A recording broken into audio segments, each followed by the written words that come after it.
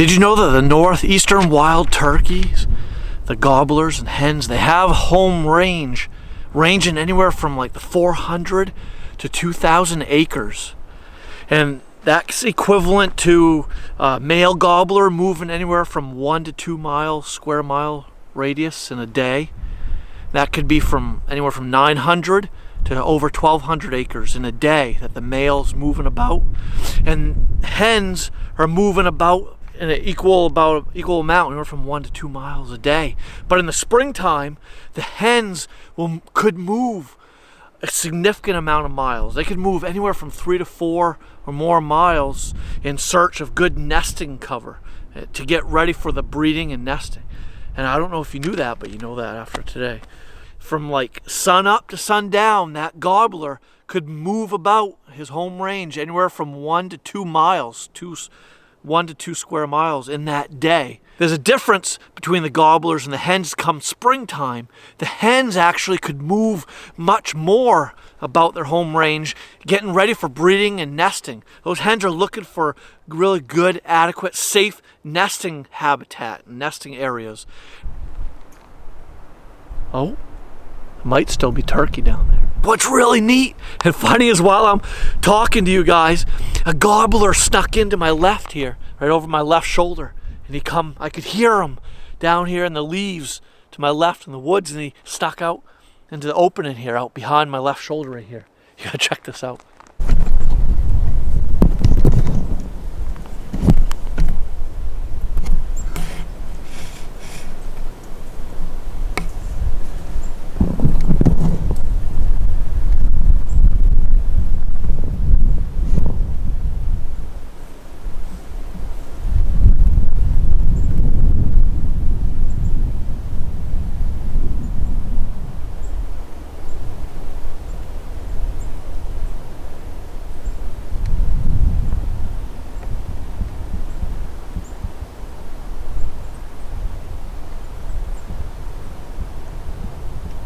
Yeah, so, well, in today's episode, everybody, I didn't want to expound on the turkey's home range, but I needed to share with you that real cool intricate fact about turkey's home range, about how extensive and large the home range really is, because it does tie into what I'm going to go into further detail in this episode.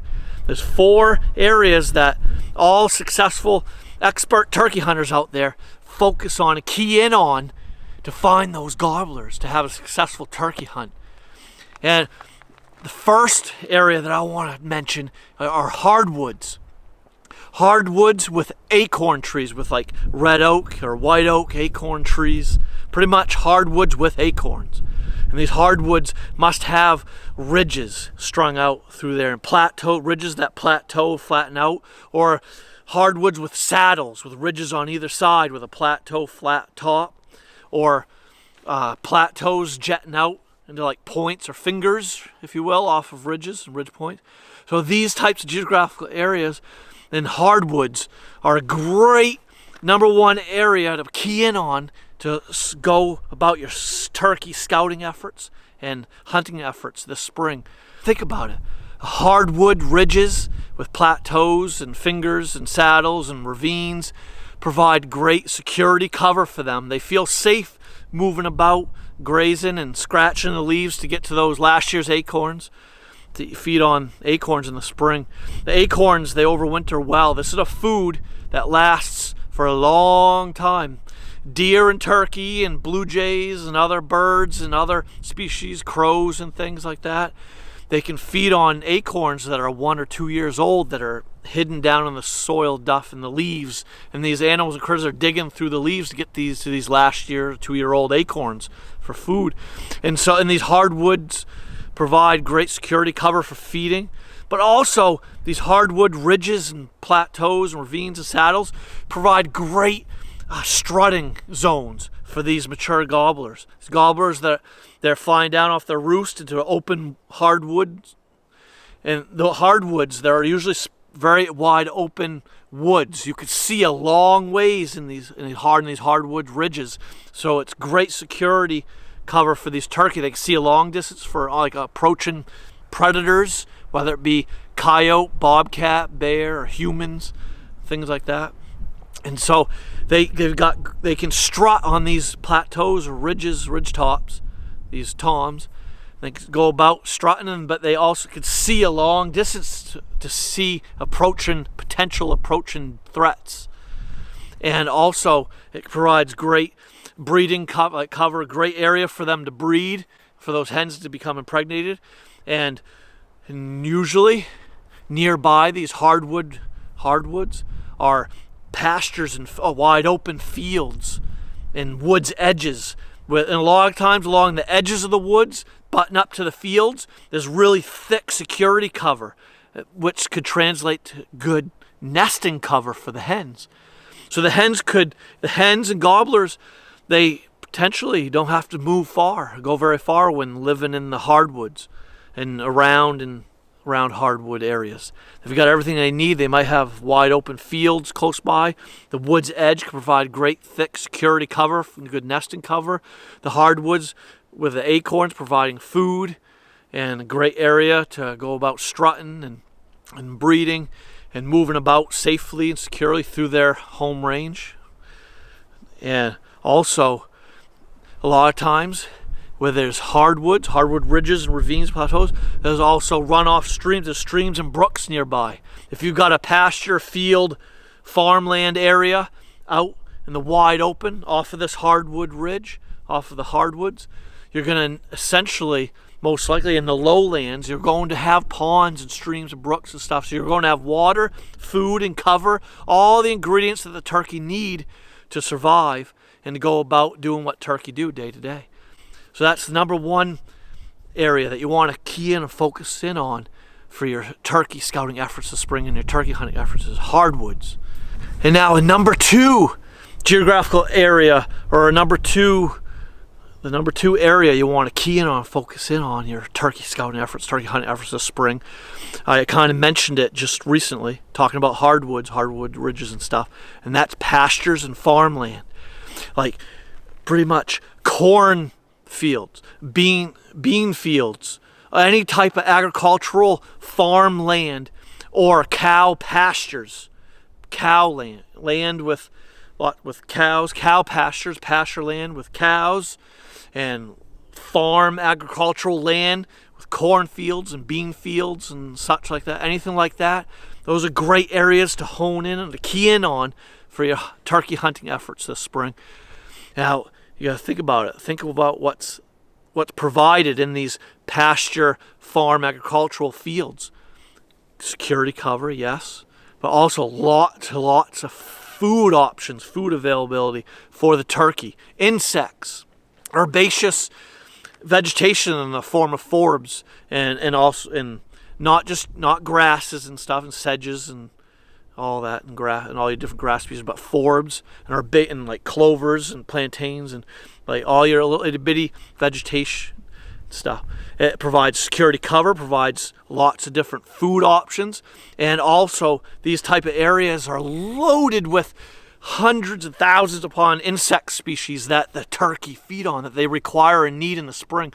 Turkey require a lot of protein. They require the insects to build up to kind of coming out of them harsh winter months. They're needing the insects to really recover from those winter months where they didn't eat much, didn't have a lot of food. And I remember in my previous video I mentioned that the wild turkey can go 30, they can go upwards of a month without eating because of the reserves that they have in their bodies that they've built up in the months leading into the winter. And so they need these pasture and this farmland, if you will, to have all them insects to eat, to pick on, to build up their bodies to become strong and healthy again for the upcoming months into the late spring, summer, leading into the fall and back into winter. They need those insects and all the other herbaceous vegetation and stuff, herbaceous vegetation, forbs, things like that. So they need all that.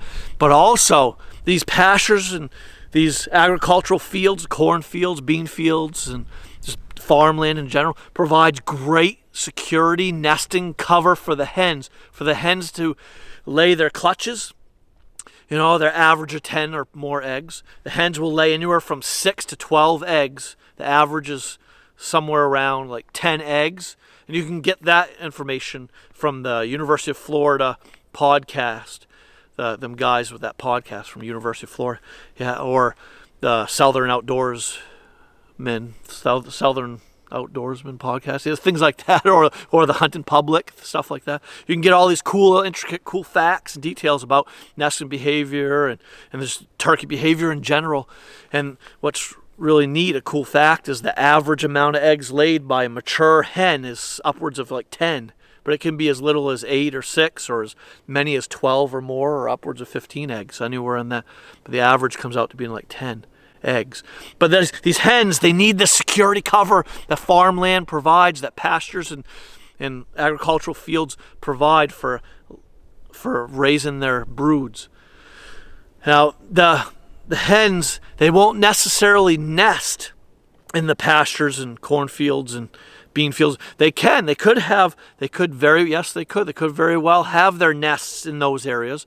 But a lot of times they pick like they pick an area in the forest where they can be shaded and sheltered. You got to think about it. They've got to have their nests where they can be sheltered and shaded from the elements, from the sun, the glaring sun, the driving rains, and the winds.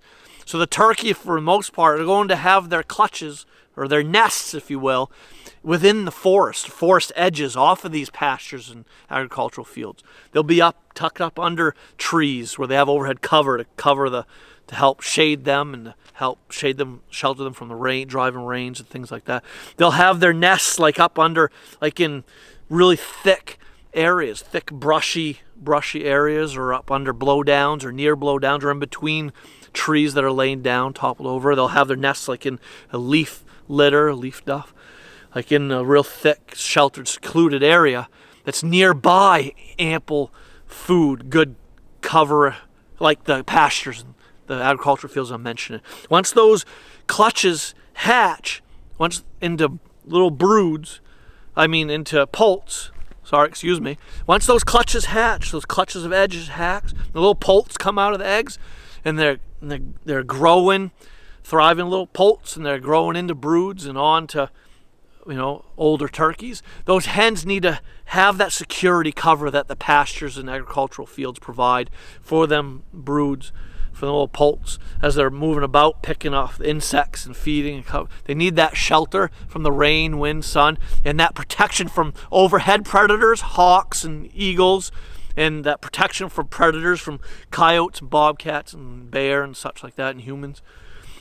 And also domestic animals like cats that might also go after the broods too. Cats can be a threat to broods. So the hens and the poults, they require that great security cover that the pastures and cornfield, like agricultural fields, will provide, and the food that they provide. They need all that. But also that pasture and agricultural field area is great breeding habitat. It's great strutting zones for the gobblers. The gobblers could fly down off their roosts in the hardwood ridges and then work their way out into that pasture land, that agricultural farmland, cropland, or whatever. And they could go to strutting and gobbling. That provides great strutting zones for them. And it's a great wide open area for the hens to see the toms, to be attracted to them. That's what's going on. The gobblers are trying to attract the hens to them. That's the nature's way. It's the way that breeding really occurs in the turkey world. It's the hens being attracted to the gobblers, putting on their display, strutting and gobbling and all that.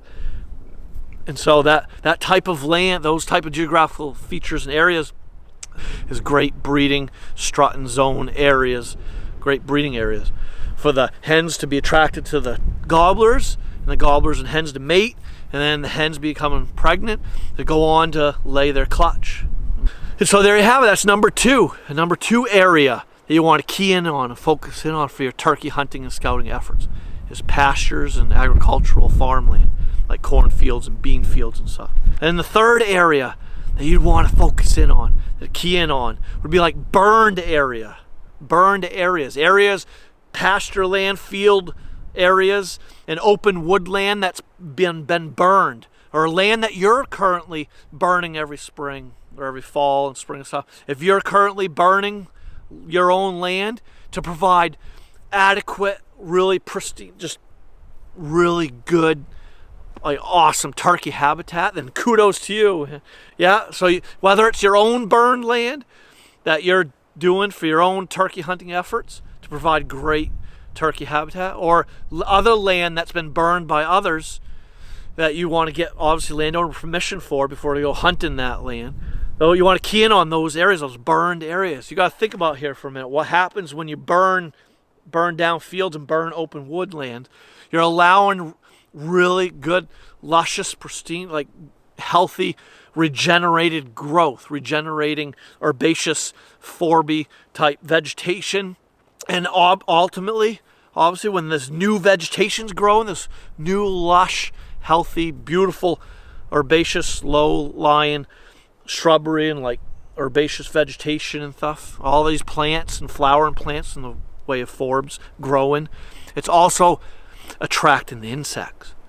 It's all like the burning is allowing that new regenerated growth and allowing populations of insects to thrive as well. That's providing this awesome food for the turkeys, for gobblers, the hens, and the poults after they hatch and stuff.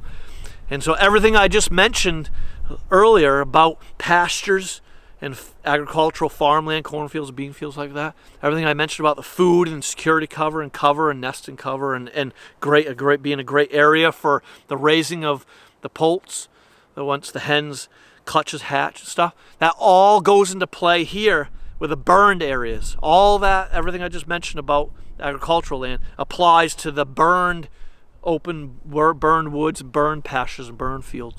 So all applies to that as well. So that's number three area. So I have 1, 2, 3. That's the third type of area that turkey hunters want to hone in on and key in on for their scouting and hunting efforts this spring for turkey hunting. And last but not least, everyone, the fourth type of area, geographical feature that you want to like focus in on, key in on for your scouting and turkey hunting efforts is kind of selectively cut, clear cut area. Not clear cut, like completely cut 100%, but selectively cut forest land or bush hogged open woodland. Areas where tractors with mowers or bush hoggers go in and clip and cut all that, or all those regenerated trees, all of them, all the saplings. Your tractors with bush hogs can go into an area that once was selective cut, where there's like 3, 4, 5-year-old saplings, trees and stuff, and grasses and forbs and stuff growing up. The bush hoggers could go in, tractors with their mowers, and they can clip that back and mow that back to like knee-high, waist-high stuff. Obviously, providing sunlight to hit the forest floor. That's going to allow more newer, succulent, healthy, regenerated growth. And also that's an attraction to the turkey. The selective cut forest or bush hog forest land, that's attracting the turkey. It's got wide open areas where they could see long distances to see the oncoming potential approaching threats or predators potentially approaching. And also that selective cut forest land is providing new regenerated growth, providing the food, providing the security cover, and providing a great area for the hens to raise their broods, and for the broods and hens to move about safely, and security cover, and having lots of variety of foods to eat. And so everything I mentioned earlier in the previous 3 areas that you want to key in and focus in on applies to this selectively cut forest land and bush hog open forest land as well. So I don't need to expound on all that. I've already mentioned all those key important factors and points. They pretty much these 4 key areas, geographical features that a turkey hunter wants to key in on this coming spring turkey hunt, they kind of all go hand in hand. All the reasons why these 4 areas are great spots for you to go focus your efforts on the reasons are all the same for all 4. Security cover. Food. Great nesting cover and brood rearing, or poult rearing and brood rearing areas for the hens. The nesting, great nesting areas for the hens, and great breeding grounds. All these areas, these 4 areas, provide great areas for gobblers to strut. They'll have their strut zones. They'll roost nearby, and they'll fly down and strut in these types of areas, going about their display, their breeding ritual display of strutting, being fanned out and gobbling, and do all that to attract the hens and stuff like that. So great security areas, great areas to find ample varieties of foods, and great area to breed, and great area for the hens and poults to go about their days. So yeah,